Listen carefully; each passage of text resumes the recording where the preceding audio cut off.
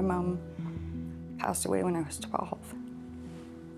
And I always swore when I had my kids that I would be there for everything.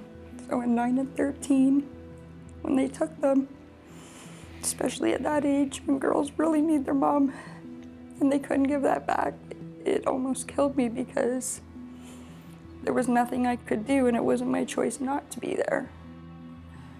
I just wanted to crawl in a hole and never come out.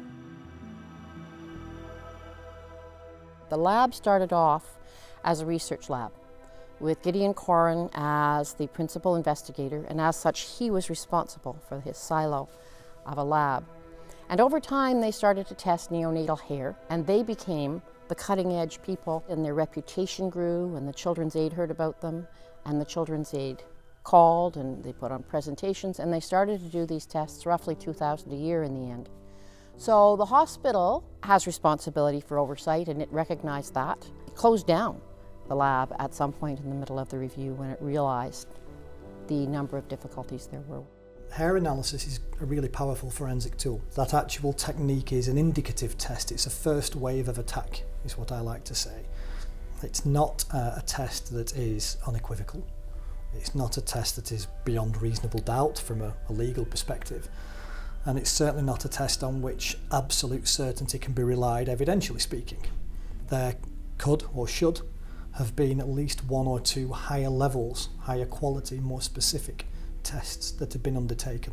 No forensic laboratory in the world uses those tests for that purpose. Motherisk did, and the social worker would receive these as though they were a test result.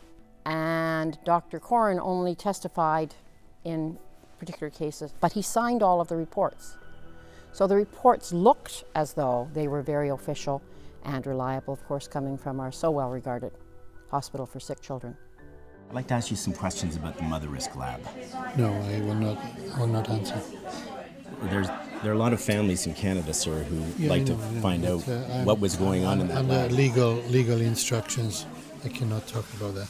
What Gideon Corin told us during the report was that he believed that the tests were sufficient for their purposes, that they were not used for forensic purposes, that they were used solely to help children be in safe places.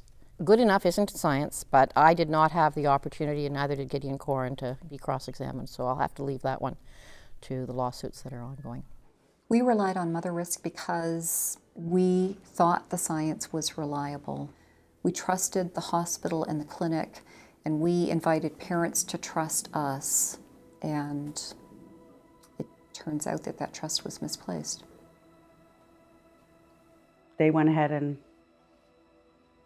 adopted our son right under our noses. So to me, that was a huge injustice, because I wondered if the judge that agreed to the adoption was given all the facts that led up to the adoption, that his sibling was returned home 3 weeks prior to his adoption being finalized. I wonder about him every day. I wonder what he looks like now, what his voice sounds like. I wonder if he remembers me. Sometimes I cry myself to sleep. Adoptions can't be turned over. And I feel sorry for anybody else that has to go through this and that is going through this. I know there's more out there. There is no question that parents lost their children and children lost their parents. Motherisk was a key factor in my trial. I don't know where my kids are. I don't know if they're safe. I don't know if they're happy, if they've had a successful adoption or if they've had a failed one. I don't know if they're in foster care. I don't know where they are. I suppose the best that any of our families can hope for is ongoing contact between parent and child. Whether or not it's feasible in a particular circumstance, I wish I had the answer to that. I wish I could wave a magic wand and make it all happen, but I suspect that we cannot do that.